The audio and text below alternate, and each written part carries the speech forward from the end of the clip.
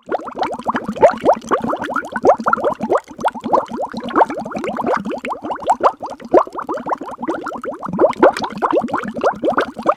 guys, it's Nadine. So today I want to share with you guys a very special recipe. Oh my gosh, okay, so this recipe is chili. Now I know you guys are like, what is the big deal about chili? I love chili. However, I don't love all chilies. This chili happens to remind me of Zippy's. And if you're from Hawaii, you guys know Zippy's really, really well. It is a little restaurant. Well, it's a dual fold. There's a restaurant area and then there's a fast food area where you can just pick up really good plate lunches to go. So one of their famous things they make is actually chili, and there's something about this chili that is so stinking good. I always have it with rice. I have a small bowl of chili with rice, extra macaroni on the side, and a piece of chicken. Oh my gosh, people, if you guys go to Hawaii, try Zippy's. There is nothing better than their chili, in my opinion. So I found a recipe a long time ago that is very reminiscent of their chili. Some people, it was, called like the copycat recipe of Zippy's chili. I do believe it is actually very similar, if not the same recipe. And some of the ingredients in here, albeit it's a lot of ingredients, okay? It's a lot of ingredients, but way worth it, I promise you. Some of the ingredients in here, I was just like, what? You would put that in a chili? But seriously speaking, it is so good. So I hope you guys try it. For me, whenever I go home, the very first thing after I get off the plane, seriously, I'll tell you guys what happens. When I get off the plane in Hawaii, I stop outside of the, what do you call it? The, area where when you get off the plane, and there's like a long hallway that is open to the air, and I just stop and I smell the air like that, because Hawaii air smells like flowers at the airport. I kid you not.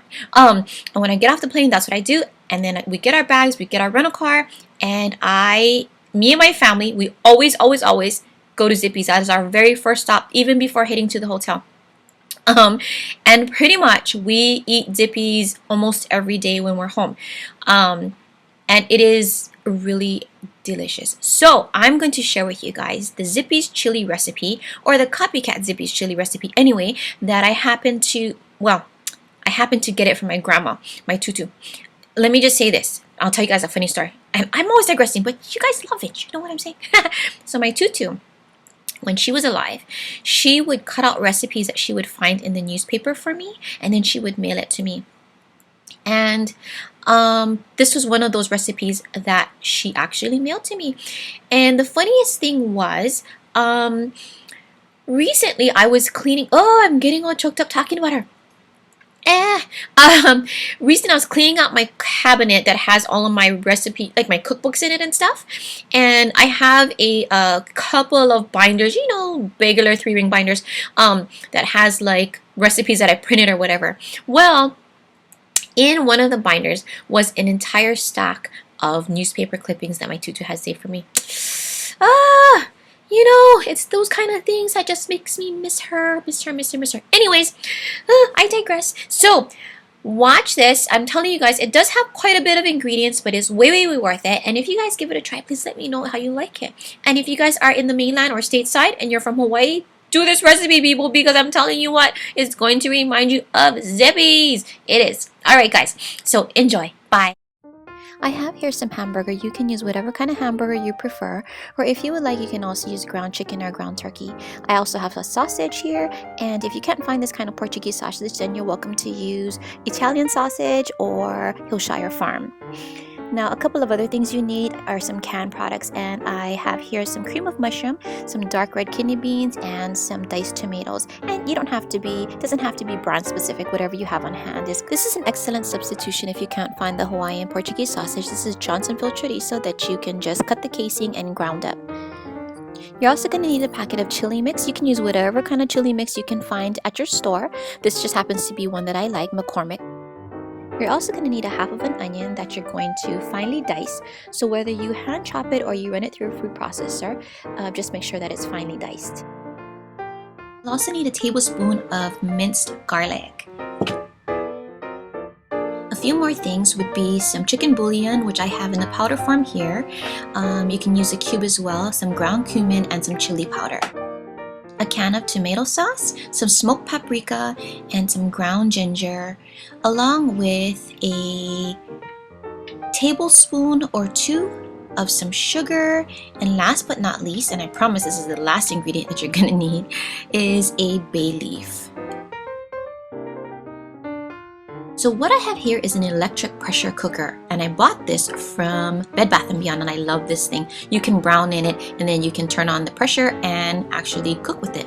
Now here's the thing with this. I'm just putting in a couple of tablespoons of extra virgin olive oil along with the diced onions, and I'm just going to add the garlic to that and go ahead and fry it until my onions gets translucent. That'll take a couple of minutes. Now you will see in the background right there is little Sam, and that's when she was feeling a little better. I'm just trying to get the camera position good so that you guys can see what I'm doing. And you're gonna notice that the steam from my pressure cooker actually makes some fog on my lens, and I apologize for that in advance. So here's my onions, and it is getting translucent. Now I just kind of moving it around, and in this process you might want to add a little bit more oil or not, depending on how much you see that your onions have soaked up your oil. The very next thing I'm going to do is, while my onions are cooking, I'm going to take my sausage and cut it up into little bite-sized pieces, and then I'm going to add that to my onion mixture. Now, I don't think I used the entire sausage. I probably only used maybe like a half of a sausage, and as you can see, I cut it into rounds first, and then the rounds into quarters. And it just makes it easier for everyone to eat. You don't want really humongous slices in your chili. But if you use the chorizo, what you're going to do is you're going to cut open the casing and empty the chorizo meat into the pot and use that, and just make sure that you kind of use a spatula and break up the chorizo pieces, because again, you don't want really humongous pieces in there. Or whatever sausage you're going to use for this dish, just make sure that it is bite-sized and not humongous. The next thing we're going to do is add the hamburger. So I just take my hamburger and I use my fingers or my clean hands and go ahead and put them into little chunks so that it's easier to cook and that it cooks evenly throughout. So I find that to be, a good tip to make sure that your hamburger meat gets cooked properly or cooked evenly throughout. Now I'm just gonna take my spatula and continue to mash up or separate the hamburger into smaller chunks and move it around so that it can all gets browned. Now what I'm going to do after a few minutes of everything browning is open the chili packet and add the entire packet to my pressure cooker. And then you want to make sure that this mixture is mixed throughout your meat mixture. One of the great things about this dish is that there is some downtime in between cooking stuff, so you have time to prep other things like cutting up the sausage and opening up cans. So now, as you can see, I actually have a can of red beans or kidney beans that I've added to this, and then to this mixture I'm also going to add the can of diced tomatoes.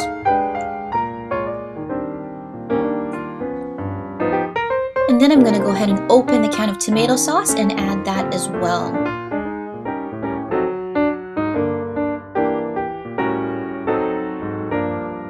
Next, I'm going to take my chicken bouillon powder and use about 2 tablespoons of the bouillon powder. And again, like I said, you can either use the bouillon powder or the bouillon cubes for this. And now I'm going to add a tablespoon of ginger or ground ginger, which kind of gives it a little extra kick to it. Ginger is a little bit spicy, so it's actually very perfect. And then we're going to add the bay leaf, and what I'm doing is I'm just kind of crumbling it up because you don't really want to eat like a humongous bay leaf or find a humongous bay leaf in there and eat it. Then I'm going to take a tablespoon of paprika, or about a tablespoon. I kind of just sprinkle it all over. I've made this so many times that I don't really measure it so much. Sprinkle the paprika and also the cumin. I think it adds up to about a tablespoon of each, but I will actually write the entire recipe with exact measurements in the description box below and also on my blog too. Now, for the last few things to add to our chili, we're going to add a couple of shakes of Worcestershire sauce. This word always gets to me. And some red cooking wine, and also a can of cream of mushroom. And after we add the can of cream of mushroom, now we're going to mix everything together to make sure that everything is incorporated well.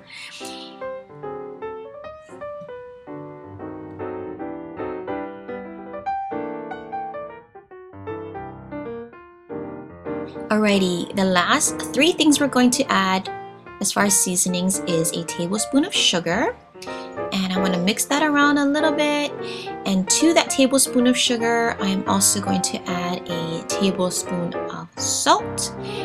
I use kosher salt, and also a tablespoon of pepper. Just regular ground pepper is fine. The lid on, put it on high for 35 minutes, and ta-da! It's done. That sounded like quite a bit of ingredients for some chili, but I promise you, if you have this chili, you would probably never make any other chili ever again.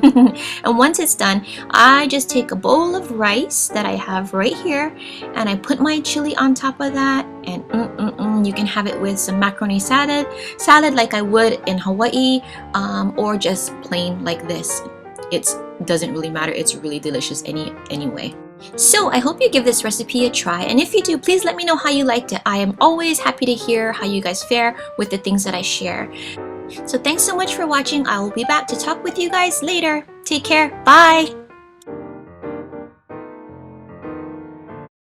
Thanks so much for watching my video. I really appreciate it. If you enjoyed this, please go ahead and make sure to give it a thumbs up. Also, if you missed my very first cooking video on my channel, I will link it in the description box below as well as right here. Just go ahead and click on the picture and it'll take you to that video. And lastly, don't forget to subscribe using the button on the top left. Talk to you guys later.